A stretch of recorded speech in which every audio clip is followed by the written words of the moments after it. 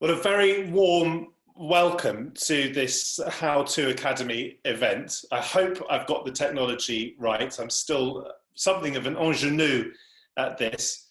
I'm so pleased that so many of you have joined us, not just here in London, where I am right now at home, but right across the country and, of course, the world as well. My name is Matt Stadlen. I'm a presenter on the national radio show LBC. I do the early morning shifts on the weekends and have done for 3.5 years or so. And I'm absolutely delighted to be able to host these live web stream events. Normally, of course, I'd be on stage, and the man that's about to come into your screen as well, Cass Sunstein, Professor Cass Sunstein, would also be on stage, and there'd be a real sense of community and excitement and the possibility of things going wrong and things going right. It's so important, I hope, that one day we'll be able to get back to those shared experiences. But nonetheless, this is, even though we can't all see each other, something of a communal experience in itself. And I think 2,500 people have signed up to this talk over the past few days, which is a great testament, of course, to Professor Cass Sunstein and also to the How To Academy, who are doing so well to keep going with lots of stimulating events during these very challenging times. I hope that everyone who's tuned in so far is well, is keeping healthy and is keeping safe. And I'm very excited that over the next hour, we will be talking about something that is hugely important to us in normal times and even more important and significant during a pandemic. We're going to be talking about information and understanding what it is that we want to know, what it is that we should know, what it is that we don't want to know, and what it is that we don't want to know but should know. There's a huge amount to get through. And the reason we're talking to Professor Cass Sunstein is because he's written a book, a new book. He's a bestseller already, of course, as the co-author of Nudge, but he's written a new book called, tantalizingly, Too Much Information. He, of course, was an information czar himself. He served under the Obama administration, and he worked as the administrator, I think, if I've got it right, and Cass will correct me if my information is wrong, in the Obama White House Office of Information and Regulatory Affairs. So there is no one better placed to tell us what it is important that we know and what it isn't important that we know. And he'll also, I think, talk about the relationship between us as individuals and the state. It's a two-way flow, of course, of information, and that relationship now more than ever is absolutely vital, as is, of course, the threat of misinformation and fake news. And some of that can come from the very top of society, not just from us, not just from social media. So we'll be talking for about 45 minutes or so. You will be able to, of course, push through your questions, not from the floor with your hand up as normal, but over the digital platform. And I'll try to get through as many of those as I can and put them to Cass. But first of all, I normally start by saying, please welcome Professor Cass Sunstein to the stage. And I should also say, by the way, he is, of course, a professor at Harvard Law School. But instead of doing that, I'm just going to say hello to you, Cass, and a very warm welcome. Oh, thank you so much. Thanks for having me. I should just start by asking you, are you well? Have you been well? And are you in some ways taking some sort of advantage from lockdown? Well, I am well. Thank you for asking that. I have been well. And I take advantage of this in one very important way and in one less important way. The important way is that my Labrador retrievers and I have gotten to know each other extremely well. We knew each other well, but not with the kind of minute-by-minute knowledge that comes from staying at home. And the less important is that I tend to write as part of my job, and I have been rewriting with a kind of joyful obsessiveness that I actually like, and I hope it makes the ultimate product, let's say, less bad than it would otherwise be. Not many people will know this. Your wife may not know this, but the last time we encountered each other was actually in your hotel bedroom, and I can't remember whether it was at the Savoy or the Ritz. I don't know whether to be really hurt or to be really flattered that you can't remember which hotel we met in. I think the right reaction is, I'm just so flattered. And you know what? I can't remember either.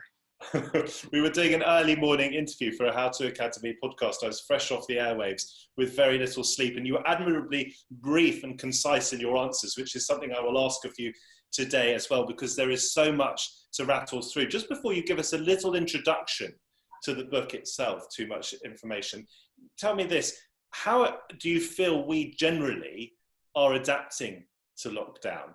Because adapting to new circumstances, of course, relies hugely on the way that we filter information.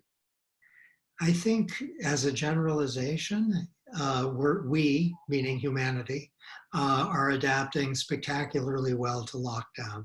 So the fact is that people are staying at home with a kind of regularity and ease on average that who would have thought that possible? So we're doing what is indicated by the health authorities. And the other thing is that at least a large percentage, unclear, we don't have the data how large, but we know enough to know a large percentage is not suffering horrifically. Of course, a lot of people are, either because they're sick or because their economic situation is catastrophic. But at least a large swath of people are adapting in a way that shows remarkable human resilience. Also creating things like what we're now engaged in, and things that will be in the long run environmentally better, might have beneficial health effects, might save money. So we're seeing that necessity really is invention's mother. Cass, you wrote this book, Too Much Information, before the onset of coronavirus. You can't have anticipated it, and nor can you have anticipated quite how important your words now are. And part of what we're going to try to do, I think, is map some of the lessons and the research that you've done onto our current circumstances. But as I say, just to introduce things, give us just a few remarks about why you wrote the book and what it's all about. Okay, so you know how to hurt a guy. That I finished this book actually just as the pandemic was starting, and I think I got the word pandemic into the book. Maybe I got the word COVID-19 into the book also, but it doesn't discuss the particulars of what we're now in, though it's all over the problem we're now facing. And the words too much information, admittedly, are not the most seductive words with which to title one's own book.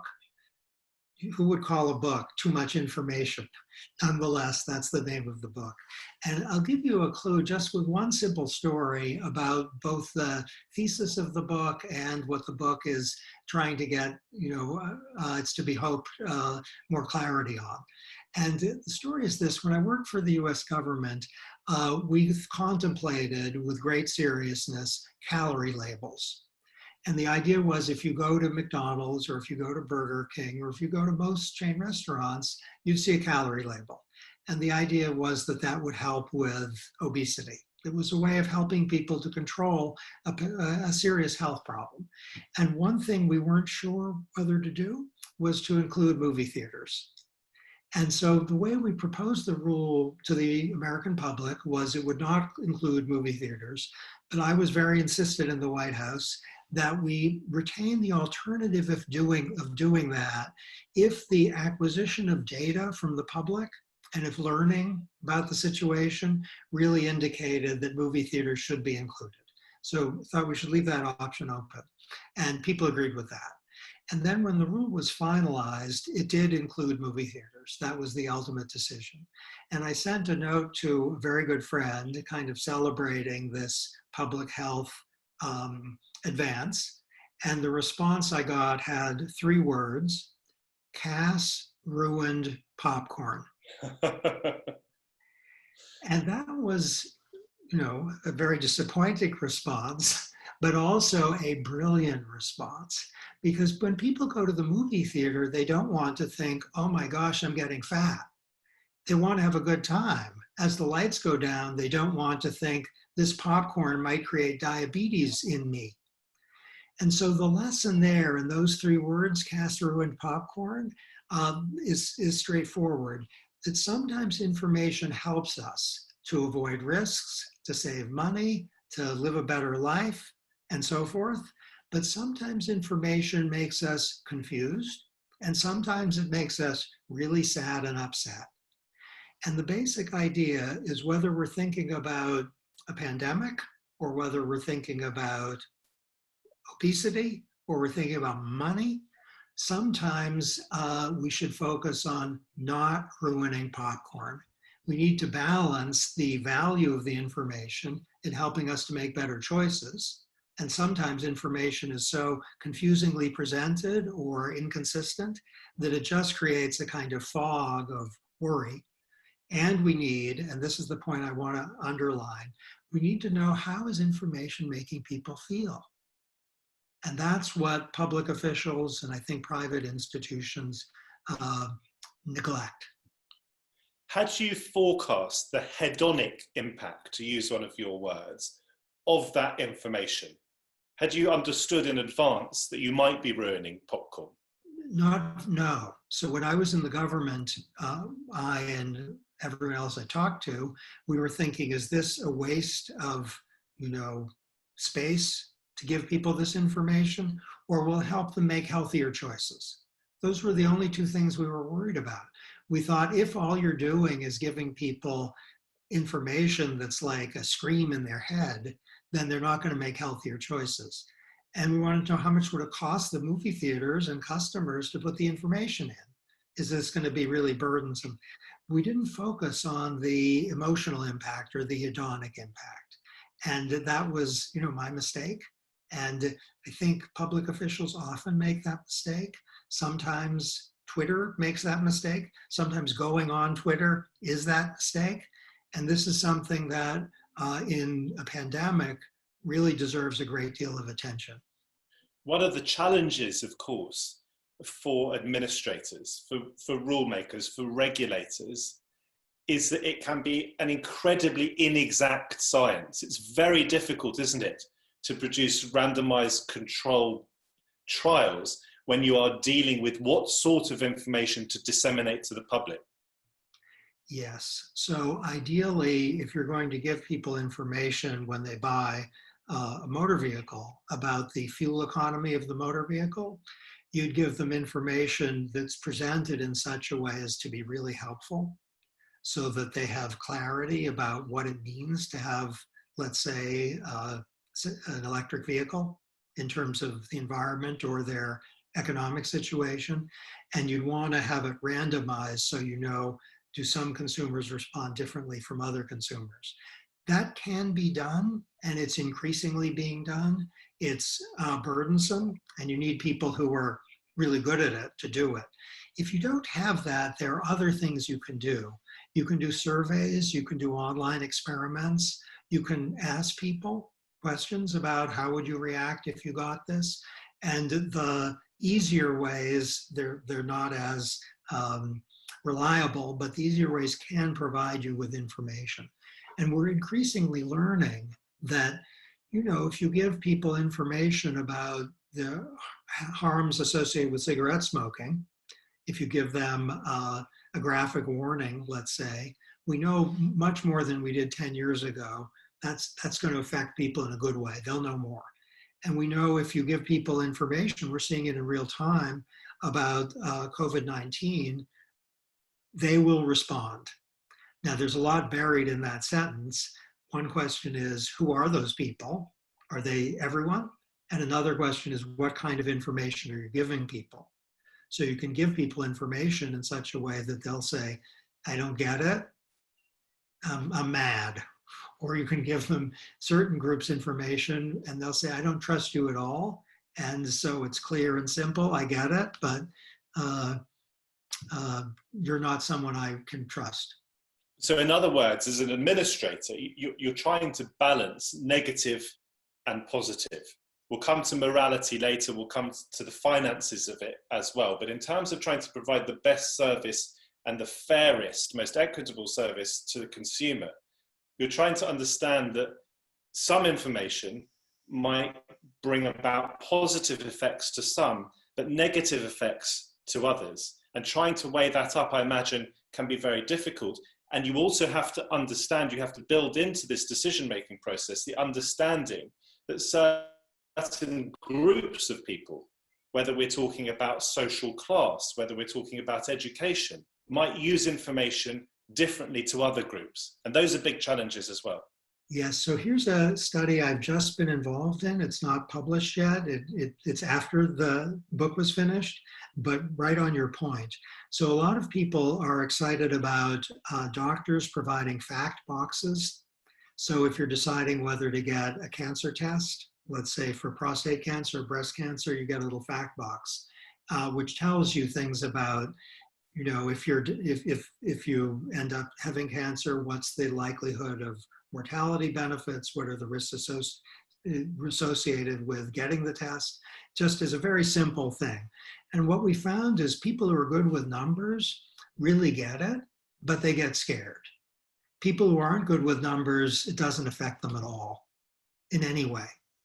So that is a real cautionary note about fact boxes, which are very popular, where you may let people who are good with numbers make better choices, but you'll scare them. And you may make people who are not good with numbers just think, I don't know what you're telling me. And if this maps onto demographic categories, it may be that some information disclosures help people who are healthy and wealthy, but have no good effects on people who are poor and sick. And if the whole point of the disclosure is to help people who are sick, let's say, then it's not a very good program. So this, I think, is a real frontiers issue for all of us, not only government officials. And it's exciting rather than, you know, disturbing, because it suggests an opportunity to get much more clarity about what is actually helpful and what's not. And I can tell you a little bit in the context of the pandemic, we're getting help on the question what works in terms of information in real time. There's a tension, isn't there, between information as being powerful, empowering. So information is power, but also, as you say in the book, that ignorance can be bliss. And there is a conflict between those two things. And you rather brilliantly give the example of your late father, who was diagnosed with a disease that gave him 1.5 years or so left to live. But I found rather extraordinarily, reading it, that your mother took the decision upon herself. I don't know whether or not in agreement with the doctor and what the ethical implications of that from the medical profession's point of view was, but she took the decision not to reveal this diagnosis to your father. Tell us about that and that tension between knowledge as power and ignorance as bliss. I almost called the book Knowledge is Power, but Ignorance is Bliss. So completely. I'll tell you about my dad. When he was, you know, not an old man, he was a very active person. He started to stumble on the tennis court and he had balance issues. And my mother and I took him to the doctor. And after she talked to the doctor, she came right back to the two of us in the hospital and said, I have great news. They don't know what it is exactly, but it's not something serious. They'll keep you here for a little bit, but basically you're going to be fine. And then my mother, we had lunch, and then my mother about an hour later took me into the car. And you know, it seared on my memory. Her face fell. She became a different person. And she said, your dad's going to die. He probably has 1 year. There's absolutely no hope. This is not something where there's some chance of medical intervention. You're losing your father. Done. And she was right. That was consistent with everything medical and consistent with what actually happened. Now, the call she made, and I still don't know if it's the right one, but the call was designed to protect two people, I think. First, her husband, and second, herself. I think she thought that the time he had remaining would be much better if he thought until it was unavoidable, if he thought he had a chance, or if he thought it was going to be fine. And on that count, she was clearly right in terms of his emotional state. So, you know, I saw him a lot, of course. I was 25, I saw him, you know, most days, and his emotional state was good. And I think her other call was that if she had told him then their entire relationship over their remaining year and a half, as it turned out, would be defined by you're going to die instead of we have life. And that was better for her. Now, different families would make different calls, and I think my mother made the right call for mine, but I'm not sure.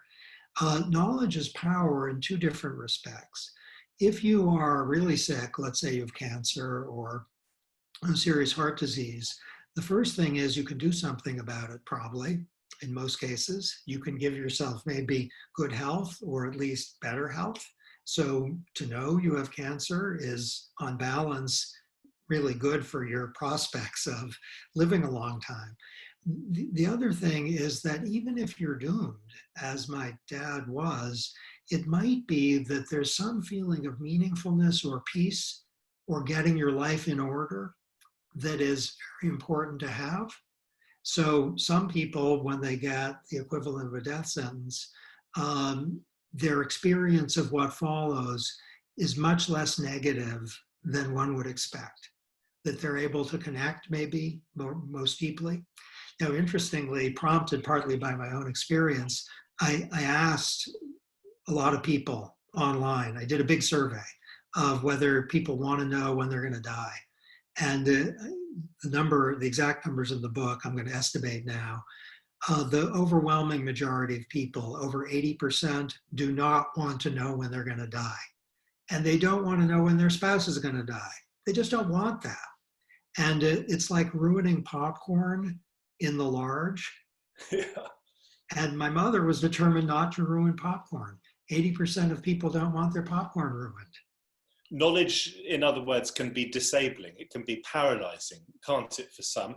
And again, I mean, you did the survey, you say the numbers were overwhelming, but different people have different reactions. How do you build in to decision-making about what sort of information to disseminate when you are in a position of power? How do you build in those personal differences? How do we include in the generalized dissemination of information personal quirks? What a great question. So I think there are two kinds of problems. One set of problems are those where if you provide the information, you have to provide it to everyone, including people who love it, including people who hate it, and including people who don't care. A kind of rough way to do it would be to ask, do most people want it? Or is it majority or minority? Majority wins. That's a first way in.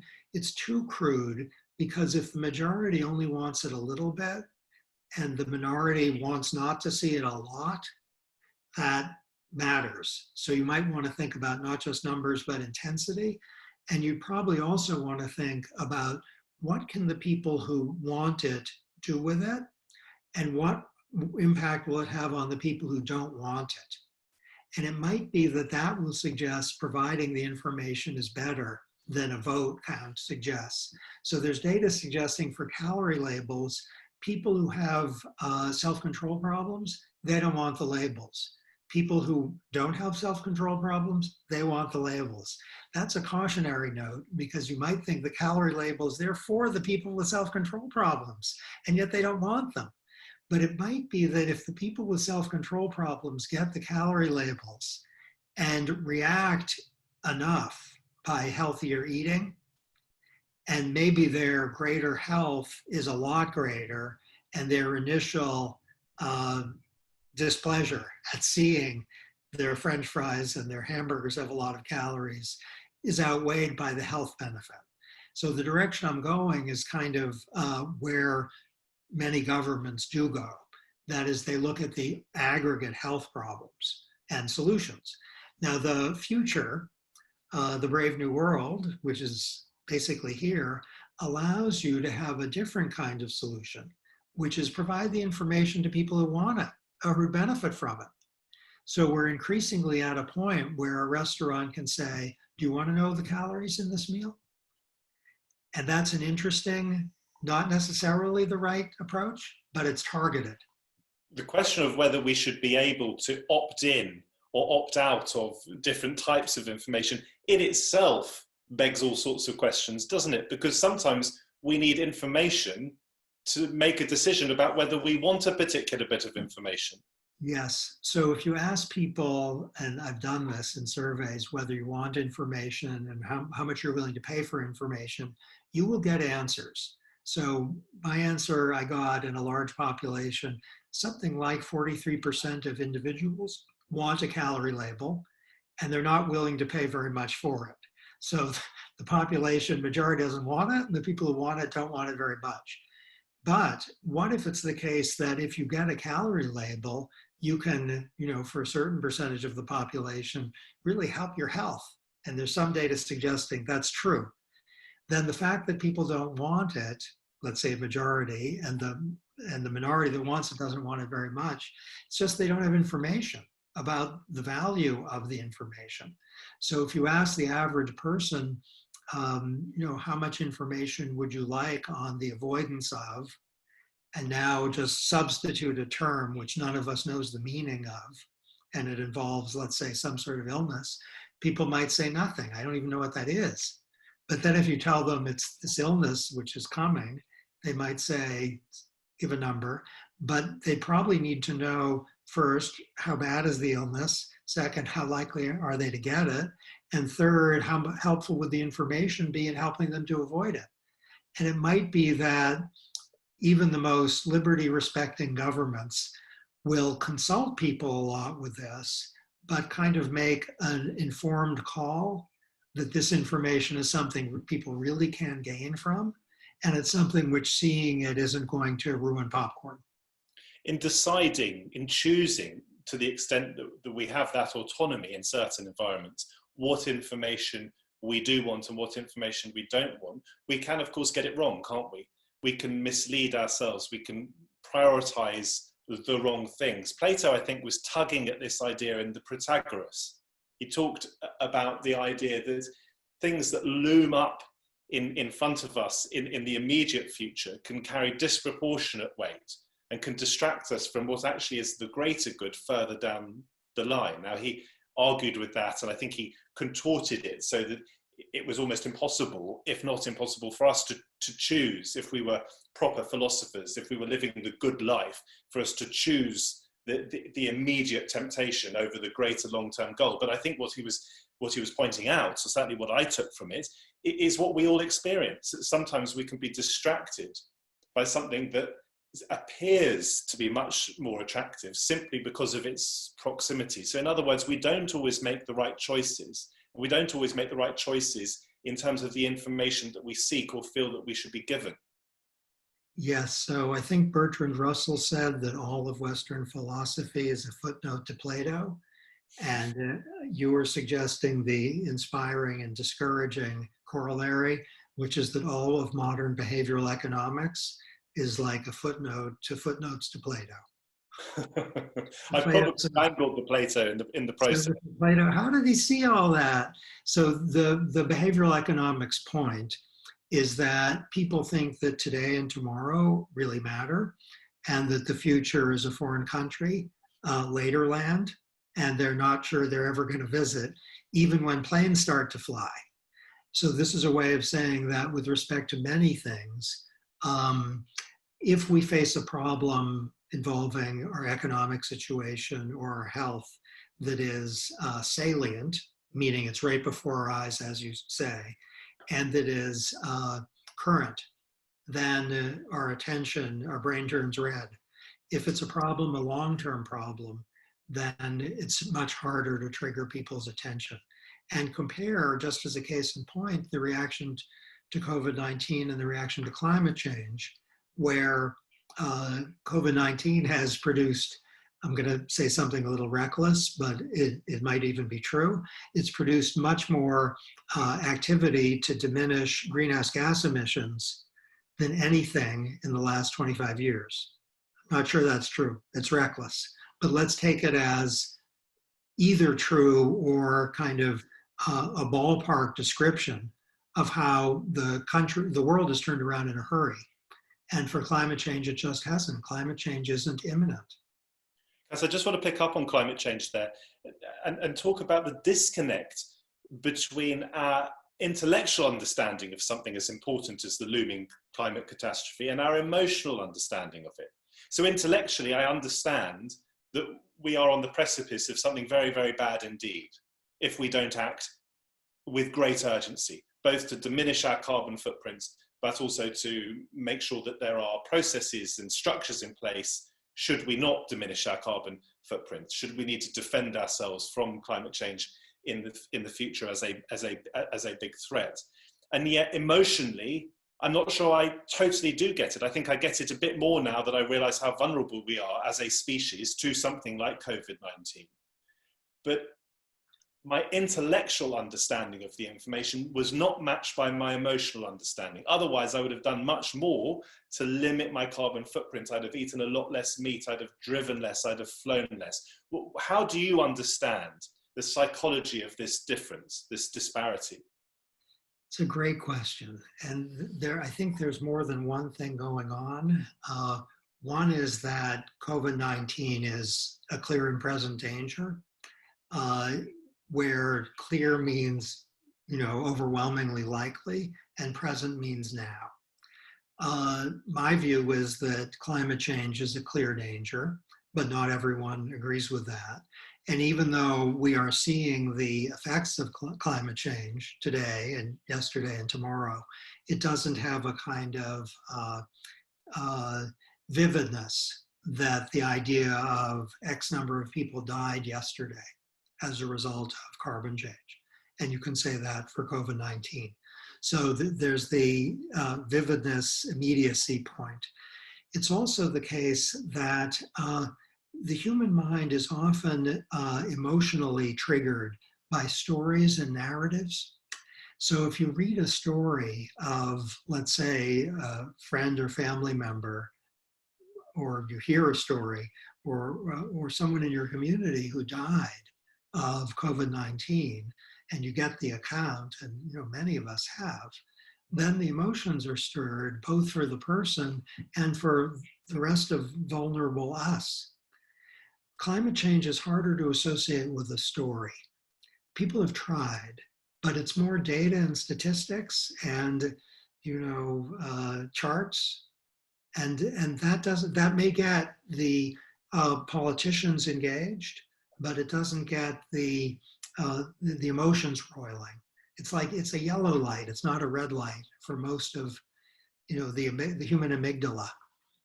And that's very interesting to suggest, in other words, that we could be scared into action, because there are those, I think, who believe that threatening people with information can be counterproductive.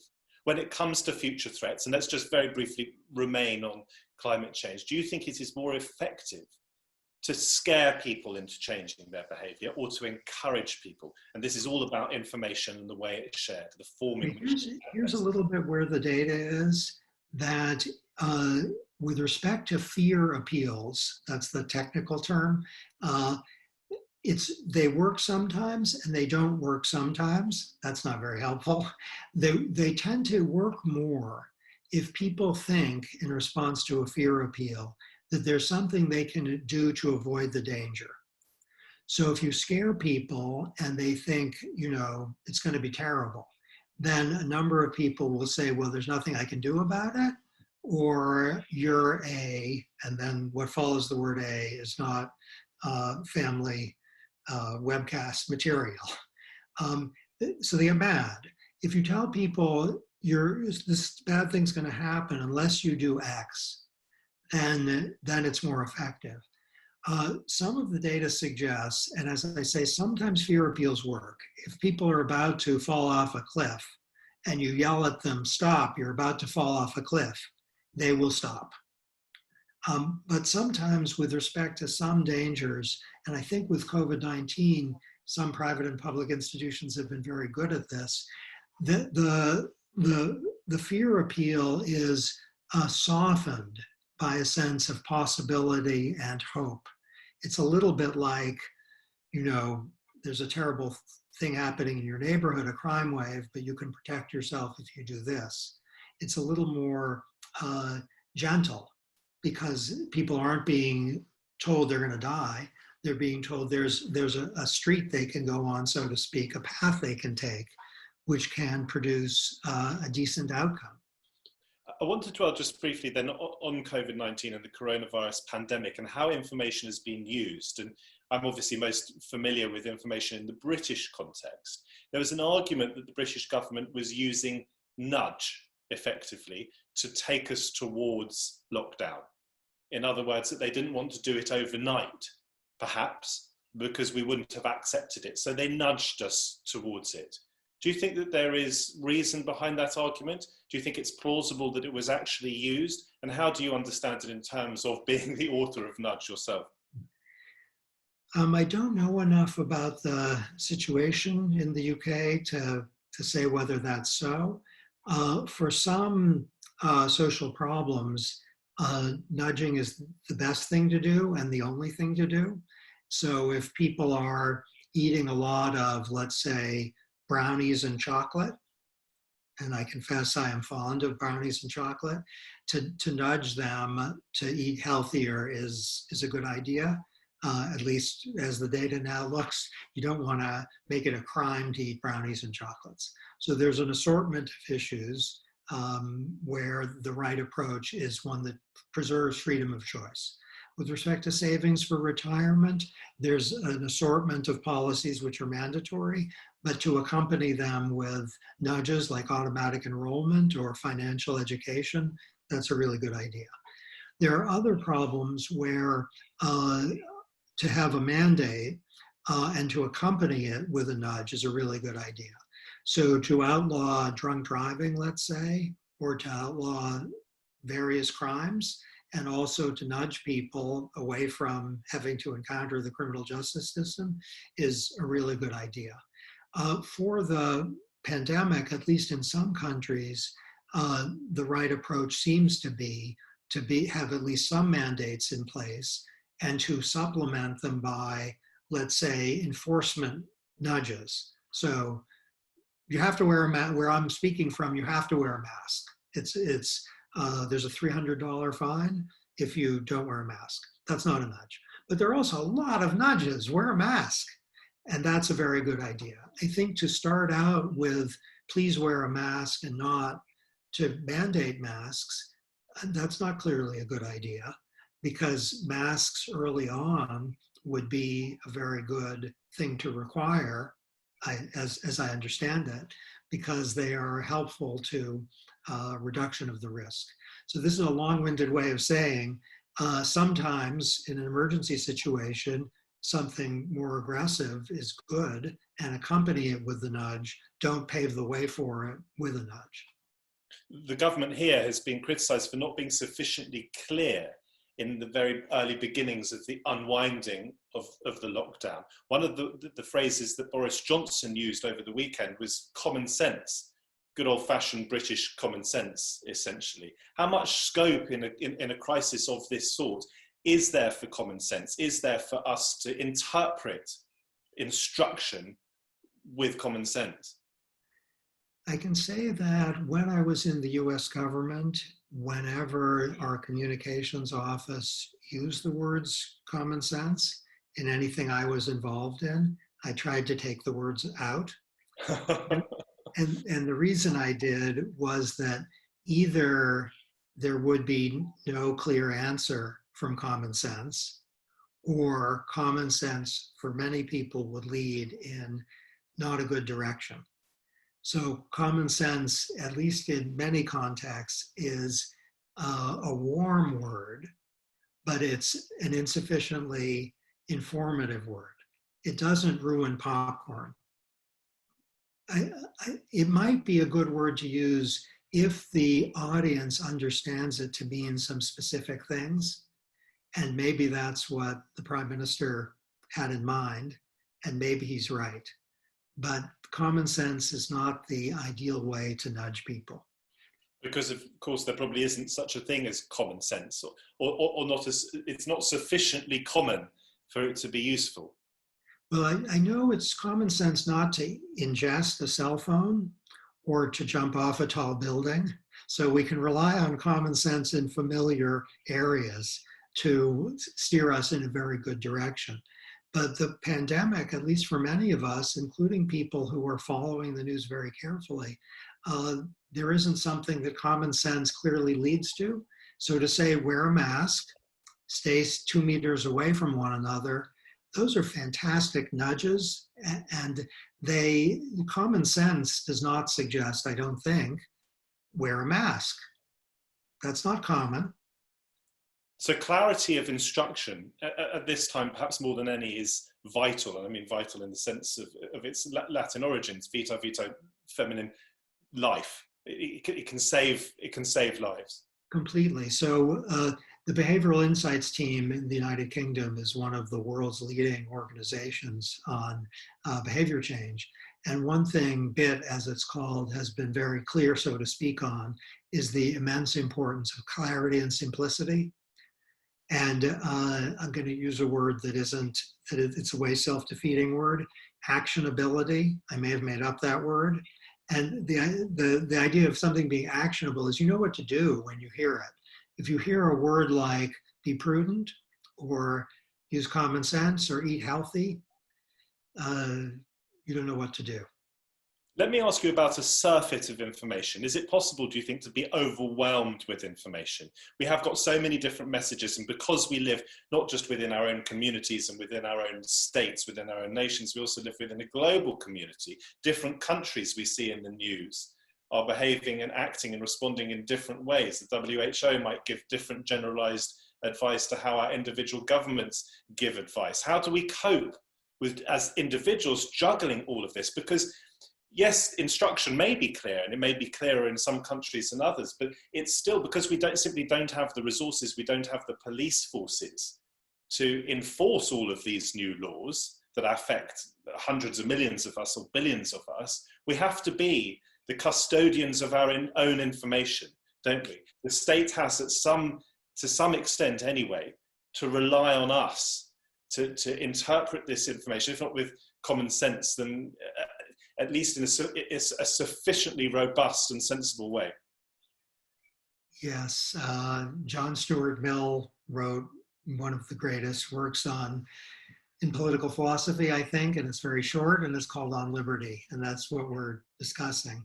So probably the best thing is to find some institution or person whom you trust. So the first is locate a trustworthy information source. And the second is to be humble in your trust. So you might say, I trust this person, and that person works for, let's say, some expert entity. And that's how I'm going to live my days. But I'm going to be humble about that. And I'm going to look elsewhere, not in a way that will ruin popcorn, where popcorn's understood as your life, but in a way that will keep you up to breast in what's happening. I do think that that admittedly vague suggestion maps onto what a lot of people are doing. So they don't know whether Sweden or Denmark or the United Kingdom or Mexico, which country has the best approach. But they do know that you should wash your hands a lot. You should stay 6 feet away from people, 2 meters. You should be wearing a mask. And at least in some places, you should stay home to the extent that you can. And that's like 5 things to know. And in many places, they're uncontradicted. We haven't got a huge amount of time, and I want to bring in some audience questions as well. But there is, in a sense, a sort of a swamp of information, isn't there? Contributed to, in part, ironically, by your president, who said he was going to drain the swamp in another context.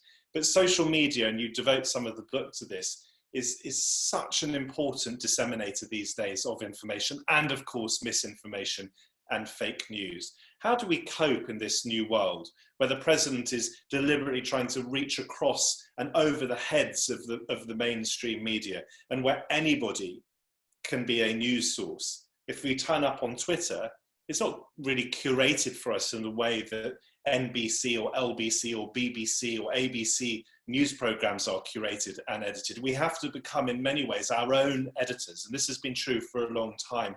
And that, of course, poses huge risks, particularly at a time when life and death are in the balance for so many. Yes, I have some data in the book, which is that people who are on social media would demand a significant amount of money to stop using social media. But when people are off social media for a month, on every measure of well-being, they're better off.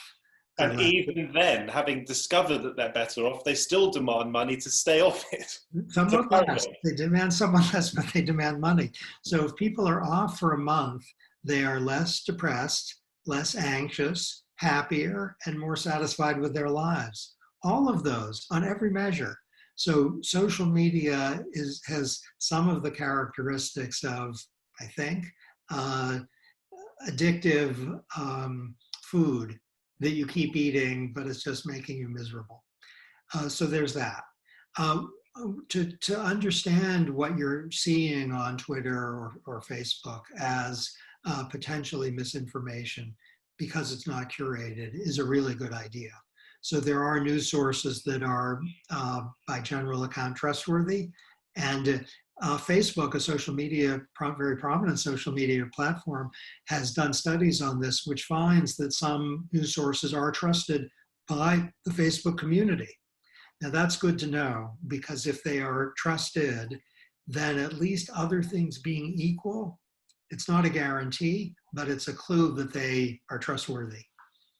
Just want to touch on this idea that some information is inviolable, that there is an absolute duty, a sort of morally pure, ethically pure compulsion for a regulatory body or a government to disseminate some information as a responsibility, even if no one pays any attention to it, and even if in some cases there are considerable financial drawbacks because lots of people might stop buying the product, or even that it might do more harm than good. So if there is a small risk that a particular product could be dangerous because it hasn't been sufficiently tested, do you as the regulatory body put that on the label, even though it might discourage huge numbers of people from buying that, and there would thereby be unintended consequences of harm?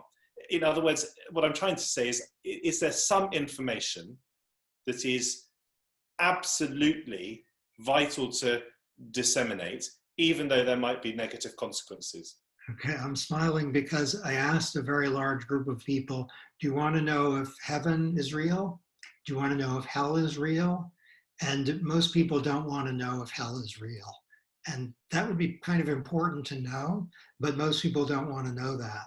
Either, I mean, they might think I'm going to go and I'm kind of bad, and if I know, boy, is it going to be terrible.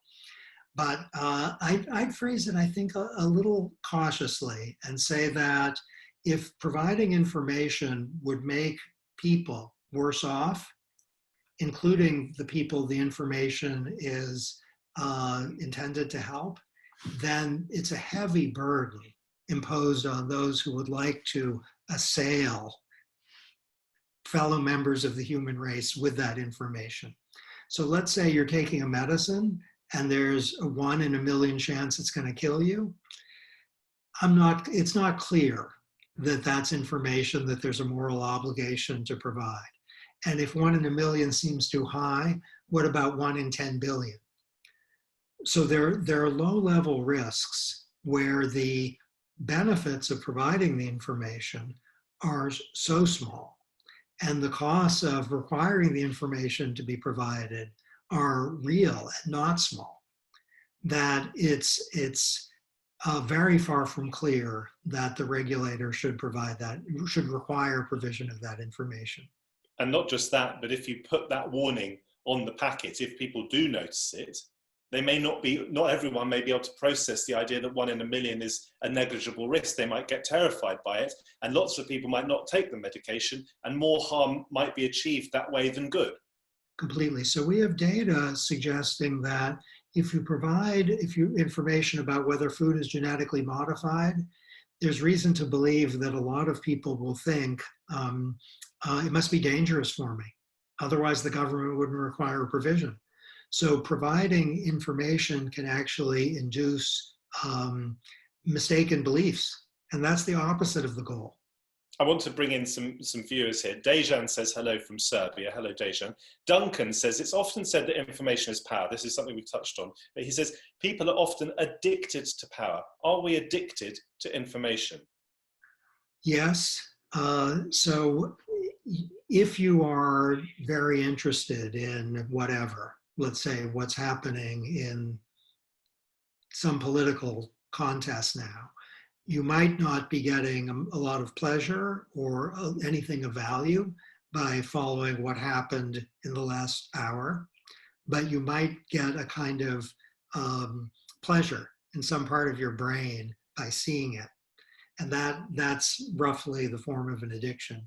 It's also the case, keep in mind, that information can be disempowering. So if you're a lawyer and you learn your client is guilty, you might be a worse lawyer.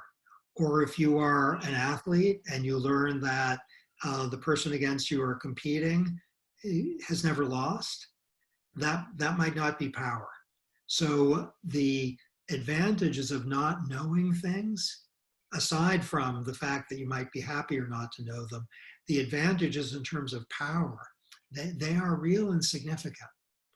And you say in the book that the toxicity of information that might provide bad news, the toxicity of the bad news might be greater than and often is for human beings, than the excitement or the benefits of the good news, if the good news is what results. I'm just looking here, for example. I think it's quite a nice example. I can see the number of participants in our conversation. I can see it go up and I can see it go down. When it goes up, I get a little buzz because I think people are engaged with what we're saying, although of course everyone's here to listen to you and not to me. When it goes down, I feel disappointed. And I can tell you, this is only a feeling, I may be wrong, I may be misdiagnosing myself, but when it goes down, I feel a greater sense of disappointment than I feel the thrill when it goes up.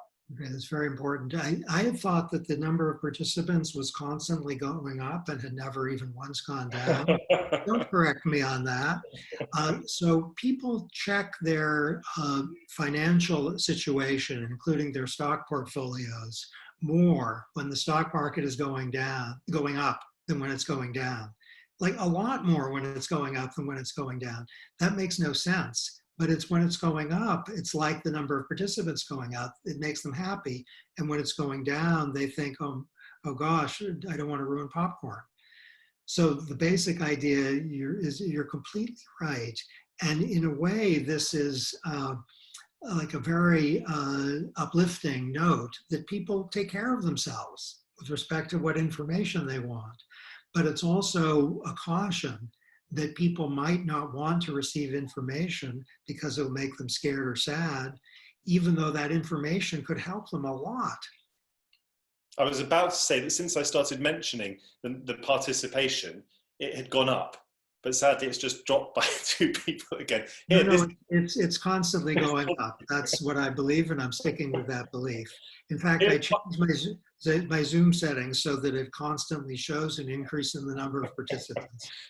Here's Heidi. Heidi says the work of scientists is to discover new information and build on previous information. So by definition, the science always changes.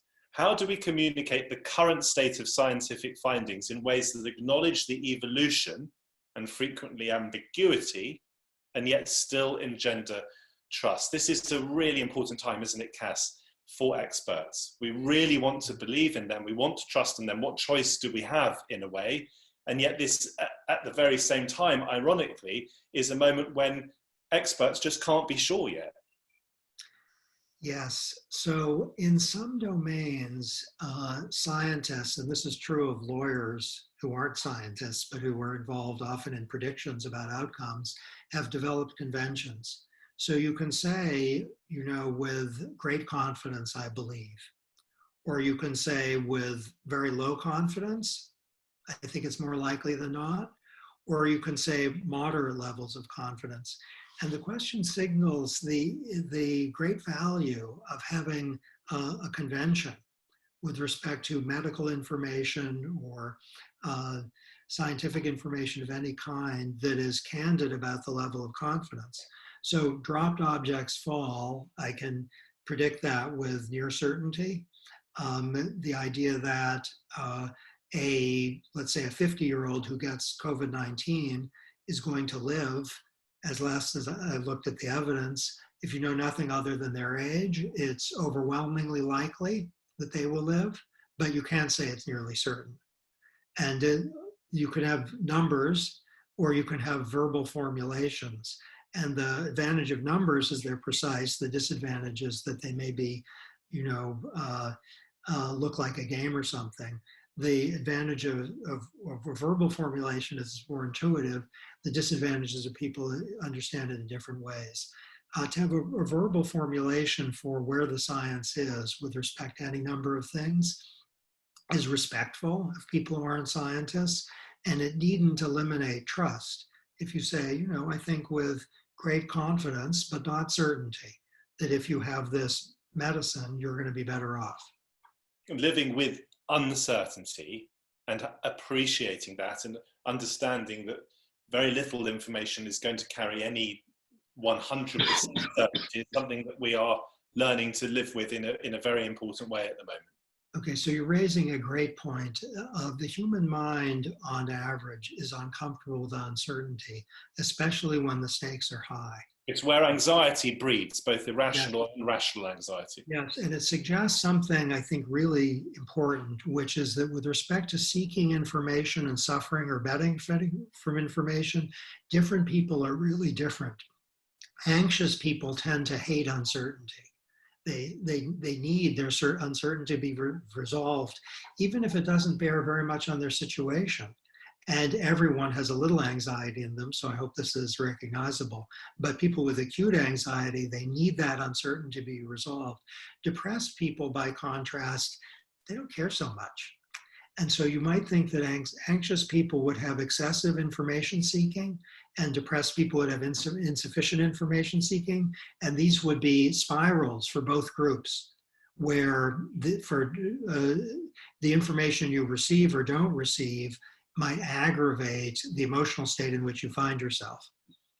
I'm going to hasten through just a few more questions from the audience. Ricardo asks, he says, and he uses the word sludge, which is an important word towards the end of your book. There seems to be an assumption that our elected officials are working in society's best interests. Are you concerned about the effects of improved nudging and behavior change in situations in which this assumption is false or being used as sludge or to fuel corruption or oppression? Okay, great. So let's introduce a new term.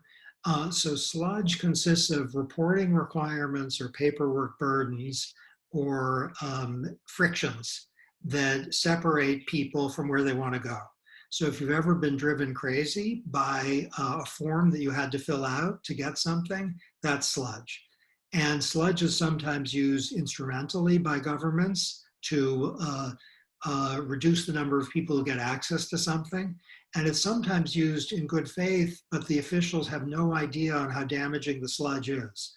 So I think we need a war on sludge, especially in this context, where if the question is how to get health information or healthcare, or how to get economic benefits or education, less sludge. It is clearly true that if the government is malevolent or corrupt or something, nudging or sludge could be used for bad ends. And that's not just hypothetical. Fascists use nudges for bad ends. They didn't have the term. Nudges are better than coercion or mandates or bans because they preserve freedom of choice.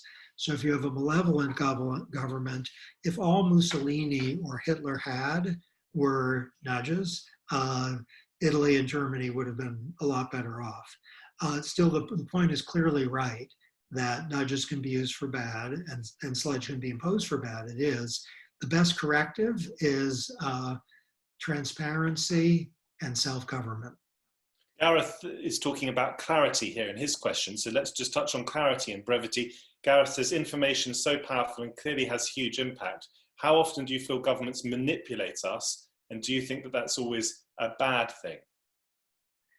I would say in the United Kingdom and the United States, the level of manipulation through nudges is much lower than we might fear.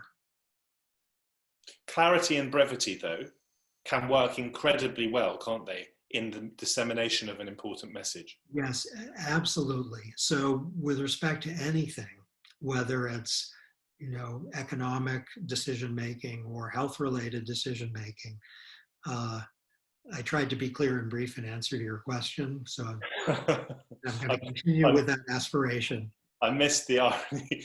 Very good. Jackie says, can you talk about the information about smoking? And you talk about smoking in the book. So much information, the impact on health, etc. The pictures on cigarette packs, the price increase, but still some people are not going to stop. Yes, so this is a huge public health problem. So to have very high cigarette taxes is a good idea. That tends to reduce smoking. Incentives work. To have graphic warnings, the evidence is also a good idea. Fear in this case works, both to decrease initial smoking and to decrease the level of people who keep smoking. To reduce the level of smoking to zero is extremely difficult. Probably the best approach would be to work on social norms with respect to people between the ages of, let's say, 14 and 22, which is when a large number of addictions start. And that is a public health imperative. We know a lot of behavioral science on this.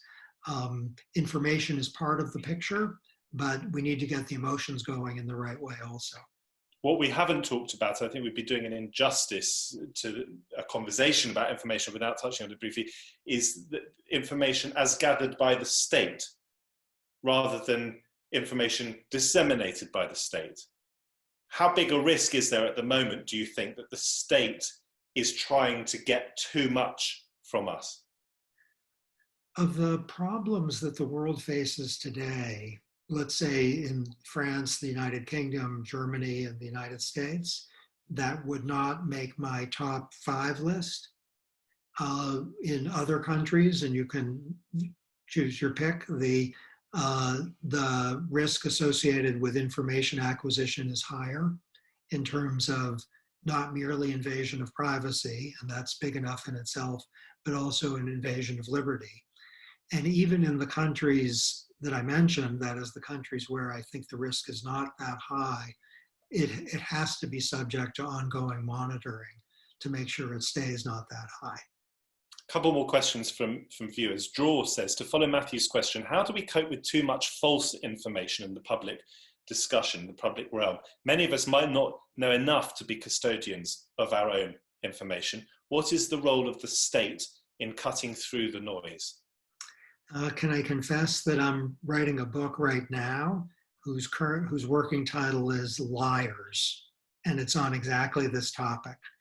So we need to think much harder. I'm going to be less vague in a moment. We need to think much less simply about the relationship between falsehoods and freedom of speech, where the simple thought is, people get to they get to lie and they get to make mistakes. That's part of freedom. I think that's too simple. And so if there are falsehoods with respect to public health or libel, for the state to play a role in discouraging and stopping and is 5% better than we now think, and maybe 30% better than we now think. So to have a somewhat stronger government hand with respect to clearly harmful lies is probably a good idea. Falsehoods we want to be a little more cautious about because they're innocent falsehoods, but some of them are damaging too, like saying someone is a rapist, and that's not true, let's suppose, or saying some medicine cures cancer when it's not a lie, but it's not true. To come down a little harder on those kinds of statements, I think is probably a good idea. And Facebook is moving in that direction in the interest of public health. And what happens when the misinformation, sometimes the deliberate misinformation, sometimes lying, let's call it what it is, comes from the very top? Well, if a prime minister, let's say, or a chancellor doesn't tell the truth, then the only remedies typically are sunlight. Sunlight is said to be the best of disinfectants. And in some cases, of course, official lying is against the law. in most cases, we need a strong civil society, including a strong press, to expose falsehoods. But as someone who worked in the Obama administration on information, what is, very in synopsis form, your reaction to the incumbent president of the United States and his relationship with information at a time that is so sensitive, and where, as we've already discussed, obviously so many lives are at stake? Well, having worked in the White House, under the predecessor, I'm cautious about being, overly negative about the successor. I do think that the record suggests that the current president is lying at an unusually high rate. And whether that's because of political self-interest or braggadocio or something else, doesn't matter so much. We have seen, I think the record demonstrates, an unusually high number of lies. I'd love it if some of his lies were against his own interest. So if he said once in a while, my economic record in this domain is really bad, even though it's really good.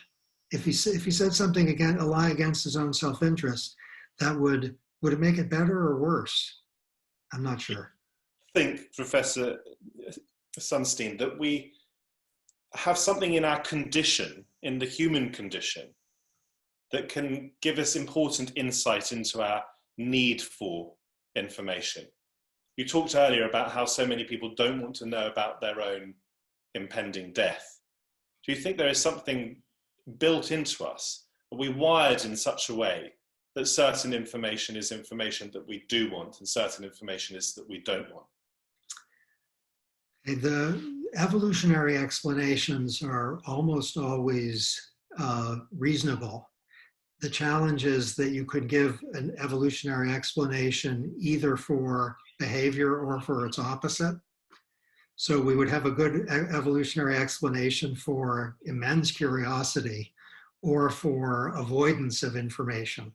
Both of them are plausibly in our interest. So I think that there's, of course, a large cultural dimension here, and that the balance struck by people's use of information on the one hand, to make money or be healthier or learn something, and the stress or distress caused by information, it might make people feel less optimistic, that's so diverse across people that it would be hard to have a simple evolutionary explanation, because we're all descended from the same group. So it's quite hard to tell whether on a balance sheet, information does more harm to us or more good. I mean, I think, for example, when I was much younger and I was very insecure about my looks, I was trying to find my place in the world. I was bullied as a boy because I had red hair, which is one of the reasons, apart from lockdown, where I've probably shaved it off right now. But my life, in a sense, in order to get through that, involved me lying to myself. I convinced myself that people thought I was attractive, or perhaps more people thought I was attractive than really did. So if I walked down the street and I actually knew, if I had access to the information that would tell me which person found me attractive and which didn't, that could have been entirely crushing for my confidence. So I wonder to what extent we lie to ourselves in order to get through life. Okay, so on this one, bizarrely, I actually have data. So I asked a very large group of demographically diverse people whether they want to know whether the person on whom they have a crush has a crush back. I asked a lot of people that, diverse people, and the majority answer, to my amazement, was no, they don't want to know. Now, I also asked that question to a smaller group of people who are Harvard students. Not that small, about 45. And of the 45, 44 wanted to know. Now, what do we make of that? I think it's that many people think, I kind of like thinking that she has a crush on me. And if I found out for sure, I wouldn't be able to have that pleasant thought. Or maybe other people might think, I don't want to know, because if it turns out the answer is yes, it's going to get dangerous. Final question, and I have so many unanswered questions, which we'll have to save for another occasion. Thank you for being so generous with your time. I'm looking at a book here, which belongs to Rolf de Belli, or was written by Rolf de Belli.